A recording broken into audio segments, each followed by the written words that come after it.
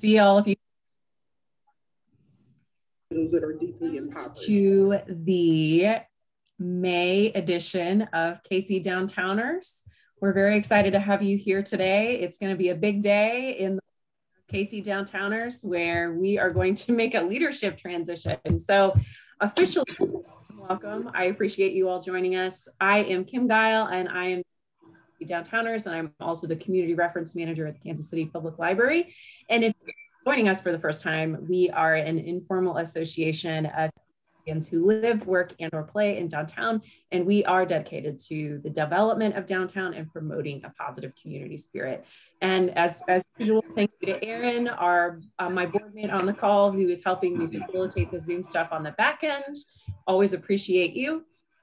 And today marks the end of my term as the president of KC Downtowners, and it has been a very unique term for obvious reasons. And while I'm disappointed that I've not really had the opportunity to network with all of you shoulder to shoulder this year, I really am truly proud of what we've been able to do to keep KC Downtowners going strong. And I'm really grateful to all of you for your support, for showing up at yet another Zoom meeting every single month. And so I to say that I appreciate all of you. And it is officially time for me to pass the torch. Dan Myers has served on the KC Downtowners board since 2018. He's a client development manager at Terracon, and you have all reaped the benefits of his vast networking and knowledge of what's going on in the community through the speakers that he has brought to the table over the past year. And I know that I have learned a great deal because of Stan and his fantastic programming ideas. So Stan, we're going to be in great hands under your leadership, and Mr. President, your watch now begins. Well, thank you, Kim, and we can promise a peaceful transition, but we can't promise a smooth transition because, you know, technology and all that. So we'll move forward as we have been the best we can. I just first want to start by acknowledging and thanking Kim for your leadership this past year. I mean, what can we say? I mean, who knew back in, you know, mid-March of last year what we were in for? And you know, a lot of different organizations and businesses struggle with how to adapt. And it's just amazing to me that without skipping a beat, without hitting the pause button, really. I mean, we went from March to April, and we went virtual. And we had record attendance at that April meeting with over 350 some registrants, and that doesn't happen without Kim being at the helm and all that you've done throughout the year to keep us going. I mean, this has continued to be a strong, wonderful organization because of your leadership. And you know, again, we're so grateful. Nothing about this is traditional, so. Yes, applause, absolutely. We normally have a in-person gavel passing ceremony. It's going to be a little bit different, and so this is something of a teaser. I want each and every one of you to please come back in June because we're going to do something special for Kim. And you know, I would also be remiss if I didn't thank each and every one of you and all the folks who have stayed with us throughout this. You know, this past year, we just had, again, great attendance, and we thank you all, and please continue to be with us. We're getting near the end, and at some point, we'll be talking about what that transition back to meeting in person looks like. But for today, we are in the virtual realm. I believe now we would like to recognize, is Brandon Calloway on the call? Our nonprofit highlight of the month, our spotlight. If not, we can move that to the end. Remember, I said peaceful, not smooth.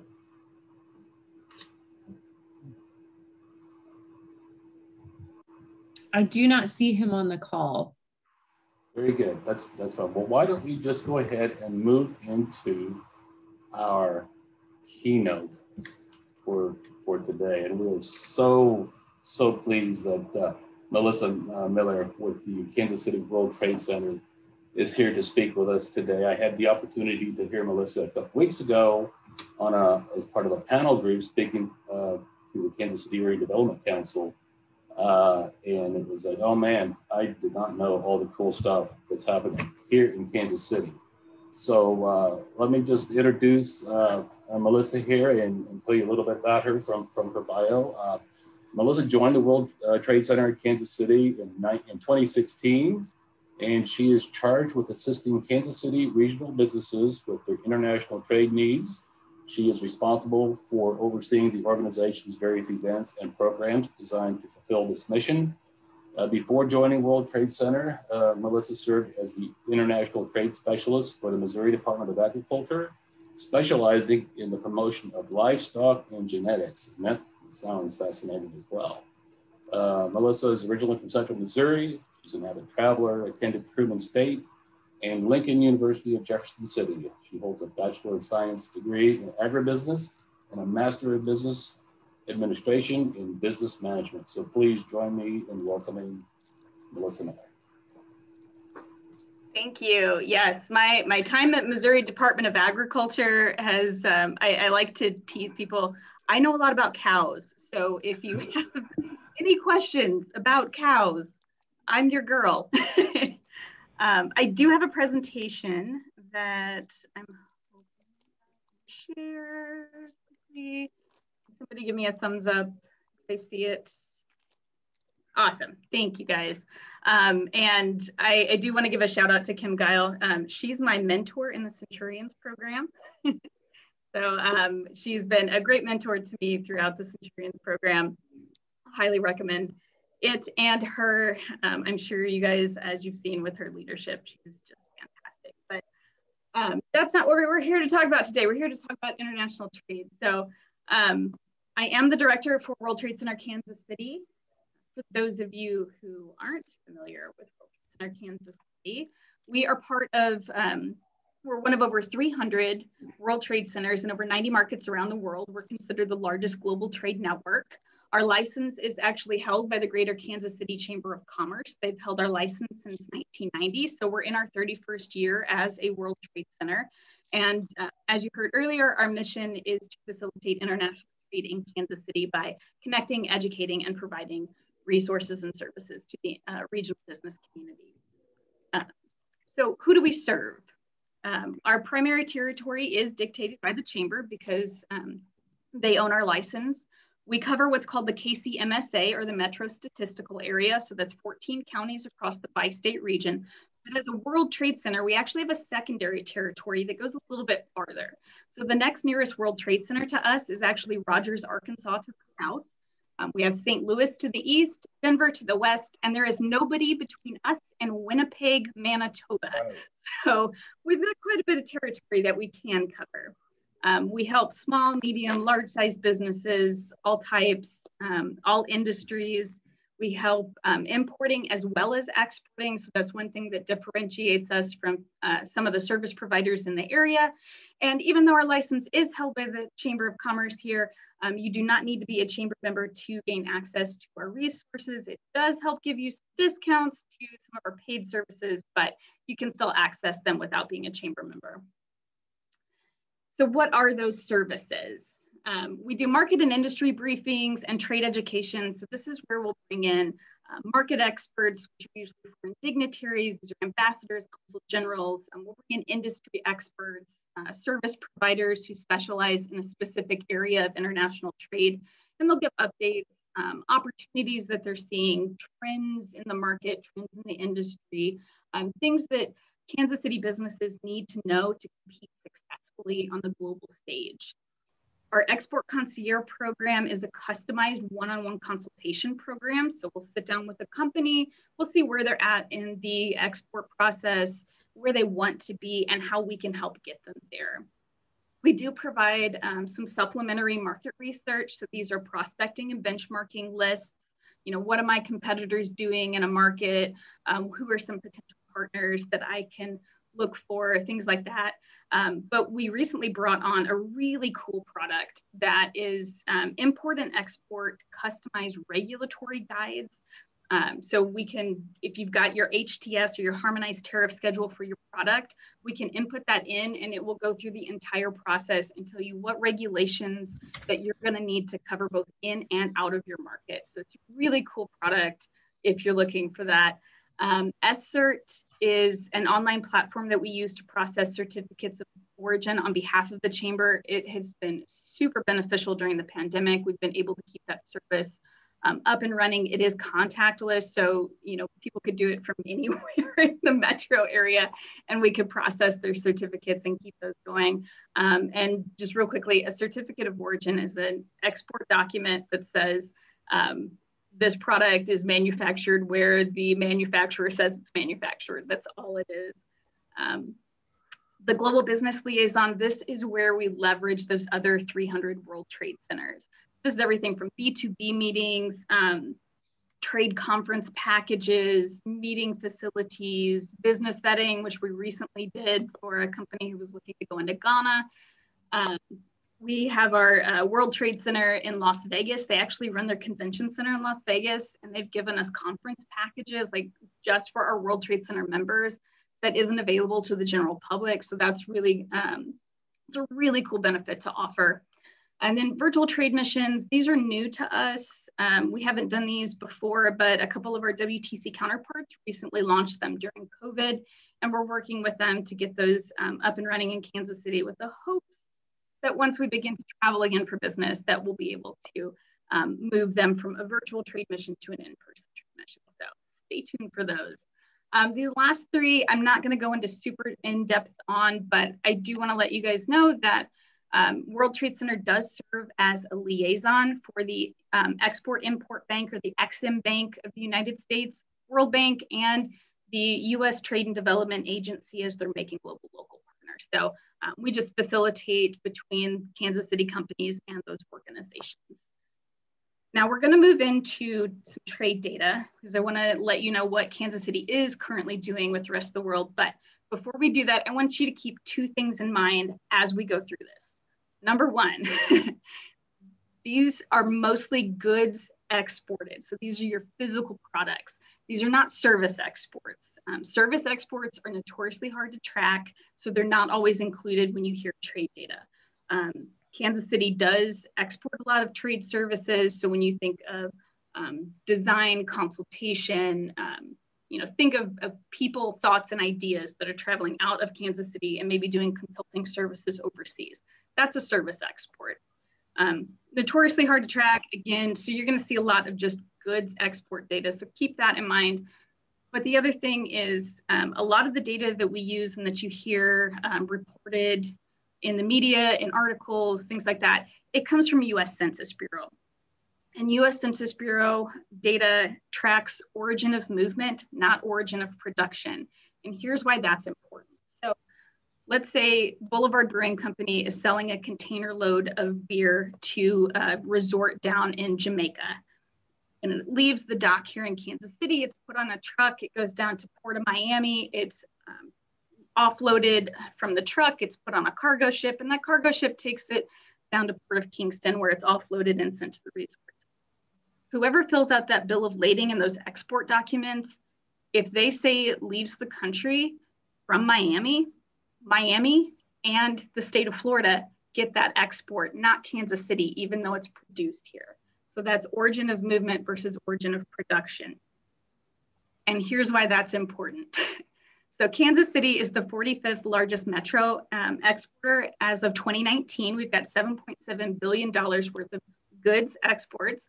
But if you look at those 44 that are above Kansas City, they are largely on the coastal regions of the United States. They're in the Gulf region or around the Great Lakes region up north, or they are a major air cargo hub. So again, it's a lot of where those goods are leaving the United States, where they're moving out of the United States. So it's something just to keep in mind.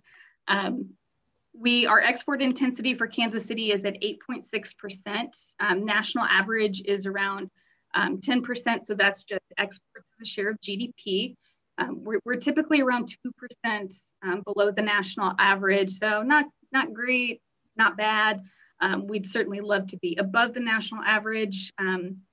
I am going to be curious to see what it looks like over the next coming years, because in 2008, during the Great Recession, we actually outperformed the national average. So I'm wondering if that trend is going to continue with this economic downturn due to the pandemic, but we'll see. Just real quickly, goods, export sectors and markets, I don't think there's any huge surprises here. Transportation equipment, chemicals, processed foods, it's a lot of the major industries in Kansas City. And then export markets, location, Canada and Mexico, they're just the closest to us. So they're so easy to export to that they get the lion's share. And then this last graph, just to kind of show you where our trade blocks are and what we do with those. So you can see the EU, FTA are those free trade treatments that we have. And my lights went off behind me. There we go.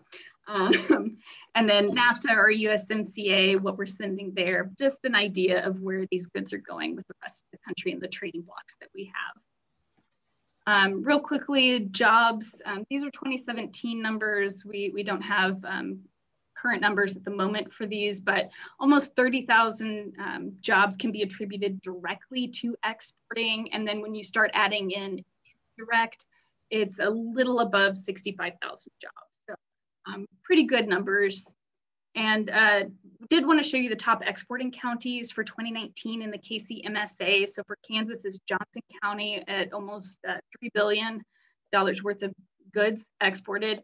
And in Missouri, it's Clay County at just under $2 billion. COVID impact on trade. So these are state level numbers. This is Kansas and Missouri. We don't have metro numbers released yet for 2020. It usually takes them a lot longer to get metro data out, and especially for Kansas City, because we do straddle 2 states, it takes them a little bit longer to get data for the metro areas. But Kansas City does trend pretty on point with what both Missouri and Kansas are doing. So wanted to show you these so you can kind of get an idea. But something to also keep in mind that, the tariff impacts were also a part of these numbers, and the trade war with China. So there's some other factors that go into this. These are not just downtrending solely because of COVID. And these are goods exported to just the world. And then the other ones are the export sectors. So again, you see that trend kind of downwards, but actually agricultural products on the Kansas side increased from 2019 to 2020. And in Missouri, I think it's food manufacturers that increased as well. So we did have some improvements. Those probably did taper off when you look at 2020 to 2021, but just to give you an idea. So why does it matter? Why does Kansas City need to be global? What good does it do? So from a business perspective, you can weather an economic downturn better. Your risk is spread over several markets. It's that old adage, don't put all your eggs in one basket. So you want to make sure that, or businesses, I guess, that export, they've spread the risk over several markets. So if one market's not doing particularly well, you've got another market that you can rely on to kind of help offset that. Seasonal downturns, you can minimize seasonal fluctuations. So let's say you manufacture ski gear. July in the United States is probably not the best time to be selling ski gear. You're probably not going to get a lot of sales for that. But while it's summer here in the Southern Hemisphere, it's winter. So that's another market that you can go to sell those products to keep it moving year round. So you're not relying on one market, one season. Next is expanding a product's life cycle. And you're probably wondering why there's a silo there. There's a really awesome example of this, expanding a product's life cycle. Nebraska, there was a Nebraska grain bin manufacturer, and they had this grain bin, a silo that they were manufacturing. And I think it was a couple of years ago, they realized that it just wasn't new technology. They were starting to see the domestic market kind of taper off for sales. And they were faced with, okay, we either need to change a production line, or we're going to have to, lay off some employees, or potentially both. We really don't know what to do.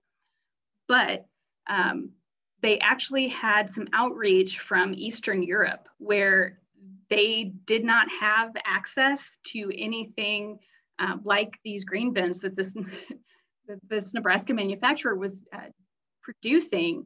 And they're like, we would love to have this. This is new technology to us. Like, how can we get this? So just because a product isn't cutting edge in your domestic market doesn't mean that it's not cutting edge somewhere else. So not only was this manufacturer, they found a new market, they were able to not only keep their current employees and change their production line, but they were able to hire more on. So it was a really great example of, expanding that product life cycle, which leads to the plus sign. You've got expansion and job creation. So, it kind of stands to reason. If you're accessing more consumers, you're generally leading to more profits, more money's coming in, which means you're generally going to expand your business. You might pay your current employees more. You might actually add jobs to a line. Maybe you're adding another shift to increase the production that you need to meet those new consumers. So all of that leads to more money that's flowing back into the local economy because people are spending dollars here now, even though you're selling to a foreign market. So let's talk, that's a little bit about the business benefits, but let's talk about the local economy. So what does Kansas City get out of this being a global city or an international city? So the check mark, this is to represent site selection committee attraction. So the more global or international a city is, the more attractive it is to site selection committees for large conferences, for trade events. Think about the FIFA World Cup. They're looking for cities who can not only handle the capacity for, a lot of people coming in, so like the hotels, stadium capacity, but they're looking for cities who have other things to offer, like, how global are they? How internationally connected are they? How savvy are the people there? How welcoming are they? So it's really great to, have Kansas City on that global stage, really to attract that stuff in. Next is global talent attraction. So again, the more you can make Kansas City, lifting it up to a global stage, it really reaches the eye of all of this global talent going, yeah, I want to live there. I want to buy a house. I want to raise my family there. I want to, move there and spend the rest of my life in this city because this is where the jobs are. This is where I want to live. So again, that's all of that money coming back to the local economy because now you're attracting people from around the world to settle into Kansas City. You also see an increase in tourism. Again, you're raising that global awareness. So you're starting to see an influx of tourism into cities like this. And then lastly, just, becomes a learning hub. And the animal health corridor, fantastic example of this. So companies are actually moving not only from across the United States, but around the world to either open up a second business, North American headquarters in Kansas City, moving here just to be part of that animal health corridor because of the innovation that's happening there, the collaboration that they can have with partners, the research and development that's happening there. They want to be a part of that learning hub. They want to exchange best practices. They want to exchange ideas. So it's in our benefit to be a global city, to be connected with the rest of the world. The other thing I wanted to mention on how Kansas City's connected globally, so just kind of a short snapshot of this, 238 companies in Kansas City have overseas offices in around 75 countries around the world.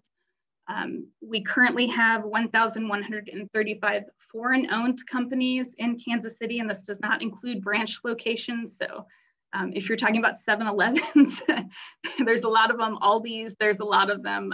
This is just individual companies. We have a little over 1,000 representing 38 countries. We have 34 sister city relationships around the KC Metro, 12 of whom are with solely Kansas City, Missouri. In 2017, we were designated as a UNESCO Creative City of Music. We join other cities like Seville and Hanover with that regard. We have 21 consular offices, so 21 consulates across the KC Metro and 4 emeritus consuls. And then I don't know if you guys are aware, but this is a really cool program. The U.S. Army and Command and General Staff College at Fort Leavenworth has an international military program. They've had over 8,000 graduates from 164 countries go through the program. They hold it every year. But what's really cool is a lot of these people who go through the program end up being heads of state. They've even had a king go through the program, which is really cool. So they know Kansas City, they know of us, which, you know, I think it's a kind of cool connection with the rest of the world. And then want to save time for some Q&A, but just some ways that you can be involved. I did want to let you know, and this is certainly not exhaustive of how you can be involved in Kansas City. These are just a couple of examples. So, you know, World Trade Center, yeah, you know, send us your clients that you're working with. If you have import-export needs, we'd love to help you or your clients and connect them with those resources. But, you know, aside from us, there's Habitat for Humanity. They have international builds around the world. They just don't do, you know, builds domestically. So you can volunteer to be part of that program. They've got international advocacy where they advocate on behalf of sustainable living, you know, equality worldwide, so you can be part of that. The Greater Kansas City Chamber of Commerce worked with Welcoming America to produce the Welcoming KC plan. So that is going to be rolling out in this year. I keep saying next year, it's this year. They'll be rolling that out. So there are going to be a variety of ways, strategies, you know, places to be involved. So definitely keep an eye out for that. Global Ties KC, near and dear to my heart. I've been a host family with them every year that I've been in Kansas City, except for this past year because we couldn't be host families. But they've got some great opportunities along with Global Ties KC. IRC, I believe you had Matthew Hughes, the director, at your previous meeting, I believe. But he's just 2 doors down from me in the office. They do a wonderful set of programs. Unbound, Heart to Heart, International, Children International, the Global Orphan Project. Those are ways that you can volunteer. There's personal giving, corporate giving that you can do with them. And then lastly, the Kansas City Sister Cities Association. I would be very remiss if I did not mention them because I'm currently their board president. So there are 12 sister city committees that people can be involved in, that they help promote business, education, and cultural connections between Kansas City, Missouri, and those 12 sister cities overseas. So yeah, I know I ran through that very, very quickly. It's a lot of information, but willing to take questions from the group on anything and everything. I will try my best to answer them. Melissa, thank you so much. And we do have a couple questions in the chat. And so yeah. let me pull those up and start with Cynthia has a question here. I'll just read it.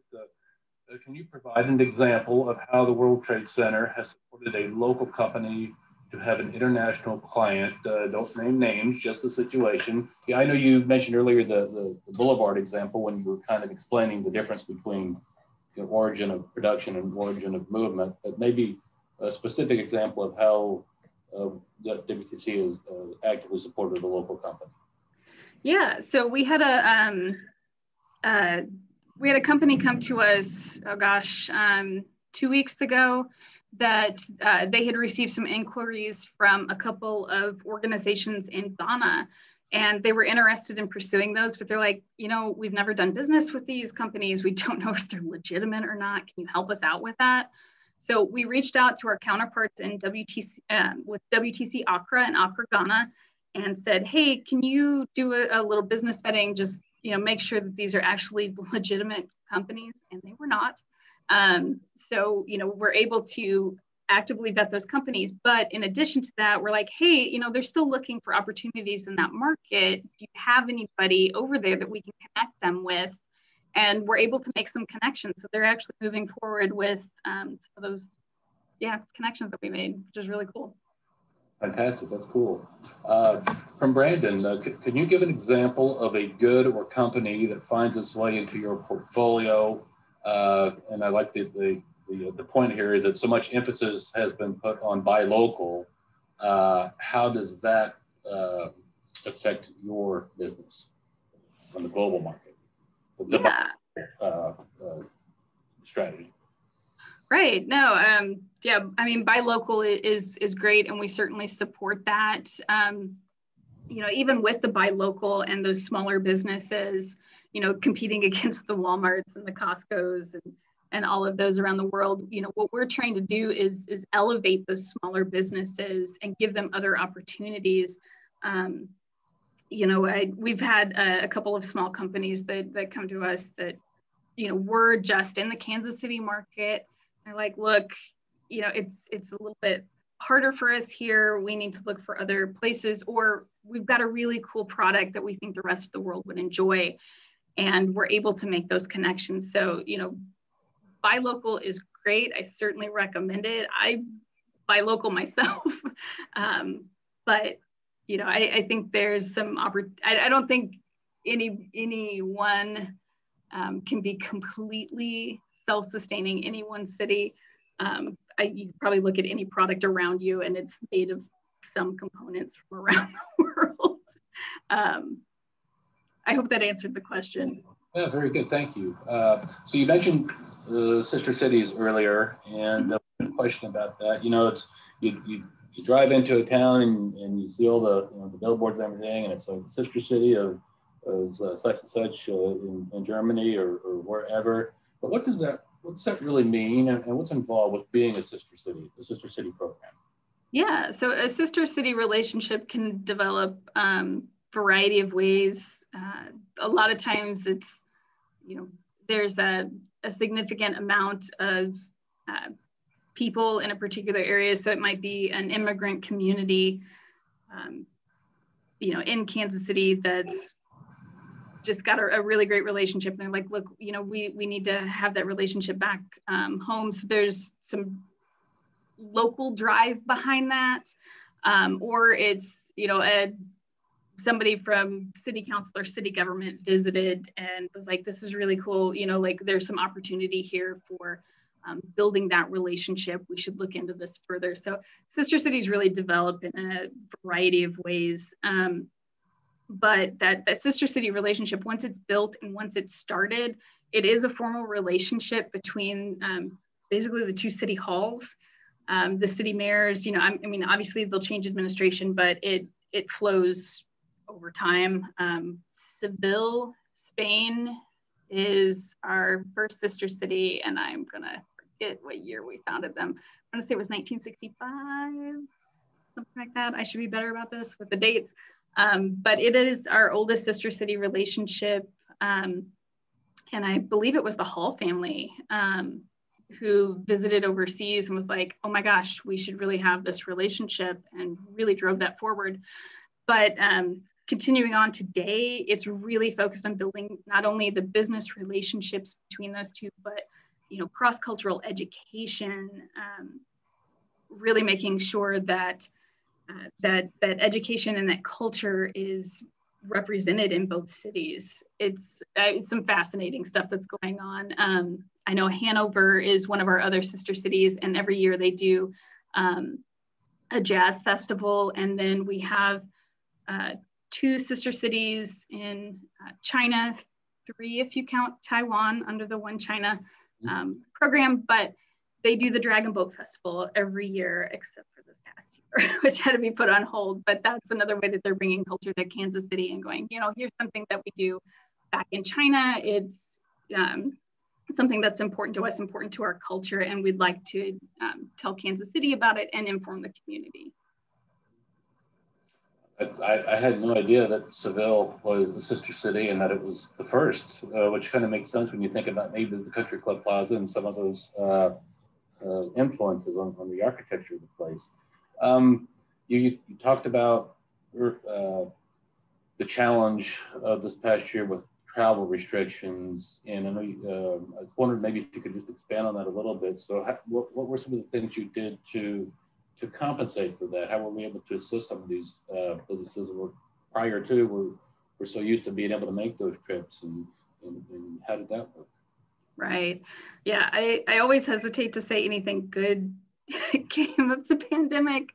But honestly, the virtual environment has made it so easy to connect with people overseas. The more people got familiar and accustomed to being on Zoom calls and having those meetings kind of at all hours of the day, the more people got used to it, the easier it was. I mean, it was so easy for us to get speakers that would normally never been possible, because trying to, arrange for schedules and fly them into Kansas City, or even taking trade missions overseas and, trying to arrange all of that, it's just so much harder that if you can just set up a virtual meeting and be like, hey, yeah, everybody can hop on at the same time. It was so easy to facilitate. But I will say, while that ease of being able to arrange those meetings, and yes, while certain things are going on, there is that human contact and that relationship aspect, that relationship building aspect that you do lose through the screen. So like Asian companies, they are very big on having a relationship. They want to know that they are doing business essentially with family. They want to vet. It's not just a transactional thing with them. They want to make sure that whoever they're doing business with is somebody that they can trust, that they're really invested in that relationship. And sometimes it takes businesses years to build that. I mean, it may be a lot of back and forth meetings. So you kind of lose that a little bit when you're just on a screen or just have that relationship with the screen. So I'd say it's a little bit of good and bad. I will say is, everybody's like vaccinations are being more accepted and starting to get in. We're going to see travel restrictions ease. I know the EU's really opened up to US citizens right now for travel. So I think that's going to start happening sooner, probably by the end of the year. Very good. So you mentioned the relationship building aspect, and that, beyond the business side of things, and that really is key. And maybe that leads into the follow-up that Brandon had to the buy local question, but he asked if the WTC proactively markets your resources and service offerings to those local companies. So are they aware of what they can have available here? Yeah, so we market as much as possible. We're part of the KC SourceLink resource navigator that anybody like entrepreneur innovation side, even if you're just thinking about starting a business, if you're going through the KC SourceLink program, we're part of that. So they have access to all of our resources as well. I do a lot of speaking events just to get the name out there, networking events as well. Chamber members, when they're onboarded, they learn about all of our businesses. So we try to get out as much as possible. And we do work closely with all of our industry partners. So again, because we cover the 14 counties in the bi-state region, we work with economic development agencies to let them know, hey, if you've got a company in your area that you think should be going international or is going international and needs help with anything, send them our way. It's working with both states. So, state of Kansas, state of Missouri, both have not only international teams with their Department of Commerce or Department of Economic Development, but they've also got agriculture teams who are just very actively promoting. So we work very closely with them. Other strategic partners like U.S. Commercial Service, we do such a ton of work with them as well. But yeah, we do as much as we can to get the word out. So tell everybody. Yeah, very cool. And so maybe flip that a little bit. So you marketing or brand awareness of Kansas City as a global commerce center to the world. We know that through initiatives such as KC Rising, specifically KC Global Design, that the architecture and engineering and construction industries, of which there are so many headquartered here, really working to promote our expertise in those industries. globally. You talked about the exportation of services earlier. We've also seen, almost counterintuitively this past year, so much construction in Kansas City, specifically for the logistics industry and distribution centers and warehouses and Amazons and all that sort of stuff. Kind of looking forward now, what is the impression of the rest of the world to Kansas City? How do they see us? I'd be curious what those perceptions are. Yeah, so I am a little bit less on the foreign direct investment side. So that's probably more of a KC ADC question because they deal more with that side of it. But I do know if you go to China and you mention Kansas City, they will immediately go, oh, Edgar Snow. And nobody in Kansas City knows who Edgar Snow is. Hardly anybody. If you work at UMKC, you are probably familiar with the Edgar Snow Memorial Foundation. He is a journalist who traveled to China around the time of Mao and right before the rise of the Communist Party, and wrote a book. I think it's Red Star Over China. Star Over China. He is, I don't want to say worshipped, but he is very well known in China, and they equate him with Kansas City. So if you go to China and you mention Kansas City, they will ask you about Edgar Snow. So that is one thing. But yeah, I mean, like, you know, the Kansas City Chiefs have certainly done a lot with the Super Bowl to raise awareness. I get friends from overseas who ask me about the Chiefs. I am not a football fan. I'm a baseball fan. So I feel really bad saying that, but I'm like, okay, yeah. But I mean, you know, like Sporting KC, soccer is an international sport. And the fact that we have a soccer team is just fantastic. I mean, you know, we love to show that off. So sports is one of those global identifiers, but, you know, yeah. Kansas City from a design and construct perspective, sorry, circling back to that. Kansas City from a design and construct, you talk about the Olympics, Populous has, they are, let's see, they've done, I think, 12 Olympic venues. They are working on the Tokyo Olympics. They are also working on the 2024 Paris Olympic Stadium venues.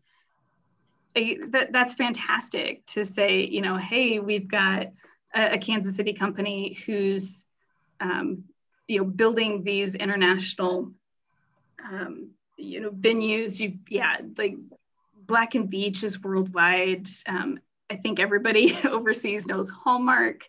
They're familiar with Russell Stover. There's just so many companies that have that global brand awareness, like H&R Block. You can probably find one in every country, I'm sure. Fantastic. That's, I think you hit on some things here. We're getting a slew of questions now, kind of tied to the notion of sports as a global identifier. So Marvin asks, how do you or can you cross-promote cultural heritage sites? I mean, you talked about the designation by UNESCO as a creative city of music, but how are we proactively promoting that? Yeah, so that's largely driven by community organizations. It's not something that I necessarily deal in. Gosh, I forget who even pushed that forward. You know, obviously the Jazz District had a hand in that, and 18th and Vine. But you know, sometimes it's just grassroots organizations who are like, you know, we've got a particular history with this. It should be recognized on a global stage. We should be moving this forward. I don't know a ton about it. I'm sorry. It's not really my area, but I do know, yeah, it's a lot of community organizations who really push that forward. Very good, very good. You know, this has been a fascinating conversation. I know I want to leave some time here for our nonprofit representative who has joined us now. I do notice that Kim, thank you for putting some links in the chat from the library with some titles by Edgar Snow. I have my KC Public Library card, so I will be looking those up myself. It's very cool. Melissa, thank you so much for speaking with us today and sharing with us the work of the World Trade Center in Kansas City. I think we all learned a lot today, and go Chiefs, right? Maybe that's what he's saying. So they make our collective jobs easy, don't they? Yes, they do. Thank you very much, and thank you all for the great questions. And now let me introduce. I'll look to the folks who are controlling the buttons and the switches and everything. If Brandon Calloway is ready, I'll introduce him. Brandon is with Kansas City Gift, and I'm going to let him talk about that. GIFT stands for Generating Income for Tomorrow. As we've been doing all through COVID, since we've been meeting virtually and not attending, in person at the library for lunch, we ask that you all consider that in lieu of the past registration fee, that you consider a donation to our nonprofit. And this month is Kansas City Gift. So with that, I will turn it over to Brandon. Hope you're still here. Yep, I'm right here. All right, welcome. Hey. Tell us about Kansas City Gift. Yeah, thank you for having me. And I was excited to hear all the stuff Melissa was talking about. It was good, really great information. But I am Brandon Calloway, Executive Director, co-founder of Kansas City Gift, Generating Income for Tomorrow. We are new nonprofit. How old are we? We just had our 1-year birthday last week. So we raise money. We give out grants to Black-owned businesses that operate in the historically redlined areas of Kansas City, where Black poverty is most concentrated. The goal is that by giving that business a grant, we help them grow. We fund a growth project at that business so that they may grow and create jobs for the people of the East Side. So our target are the residents that live on the East Side in Kansas City, and our vehicle for producing that economic development is those Black businesses. And the idea is that by helping those businesses grow and expand and helping them create jobs, we create more quality paying jobs for the individuals in those areas. We begin to increase the overall economic viability of the area and increase median income levels. Those individuals are able to put more money back into their local businesses, which allows them to continue to grow, and then it just builds and builds and builds and builds. So we've raised a good amount of money in our first year. We raised $443,000 specifically, and the whole idea is that if 15,000 people gave $10 a month, and there's a longer backstory behind that, but I know I don't have all the time to go into that. But over $240,000 of the money that we raised have come from just individuals, making those $10 donations. And so were it not for the great, just community of Kansas City, we wouldn't be able to do all the amazing stuff that we've done. And so we've given out 14 grants in our first 12 months, and we're scaling up to give out 24 grants in this next 12-month period. So yes, super excited.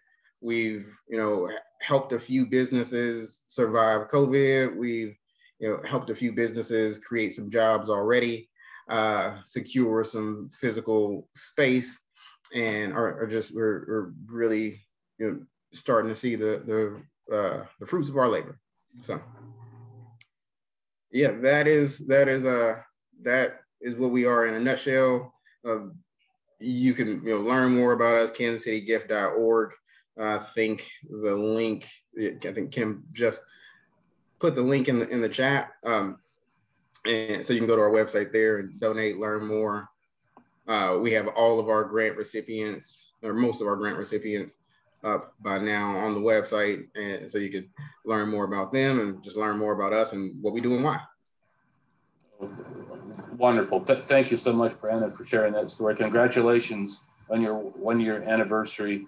I looked at your website before the meeting today, and it's just it warms your heart to see all the great things that you all have been doing. I love hearing the fact that you start small and just open up the whole community, and the link is there. You can donate online, and Kansas City. We talk about brand awareness. We are known as a giving, sharing community, and so there's another opportunity to do so. So, Brandon, thank you so much. Oh, that's Pat. Okay, so with that, I'm going to look to Kim and Aaron to tell me if I've covered everything before I kind of transition to wrap up today's presentation or meeting. Thank you all again for being here. You do not want to miss next month. I've already given one teaser, which is that we're going to do a more formal recognition of the Gavel passing. I think Kim has not stopped smiling since she had turned this over, and so and I don't blame her. And job well done. So you enjoy the time off now. What also would like to let you all know that at the June meeting, we will be introducing 4 new board members. We had 4 openings. We had absolutely tremendous response. So again, I'm going to recognize Kim for that. I mean, she has kept us relevant and engaged, and I think because of that, we had 10 people who applied for 4 open positions, and so all so wonderful. And we'll be able to announce our new board members at the next meeting. Also, we'll let you all know that our program in June will feature it'll be a little bit different. It'll be a talented student design team who was recently recognized for winning the 2021 Urban Land Institute Heinz Student Design Competition. This is something that's done every year. A site is selected across the country, actually across North America. And this past year, the site was Kansas City, specifically the East Village neighborhood immediately east of downtown. So obviously a significant interest for the KC Downtowners. Members of that winning team who hail from a series of 3 different colleges in Canada will be there to present. Spoiler alert, I've seen it, it's amazing. And so stay tuned to your emails and visit our website for more information. So with that, we're wrapping up about 5 minutes early, and I believe that takes care of it. I thank you all again for joining us. Looking forward to the coming year and gradually getting back to some sense of normalcy, whatever that is. But until we see each other again virtually, and we'll talk more about what that looks like the year ahead. Thank you all.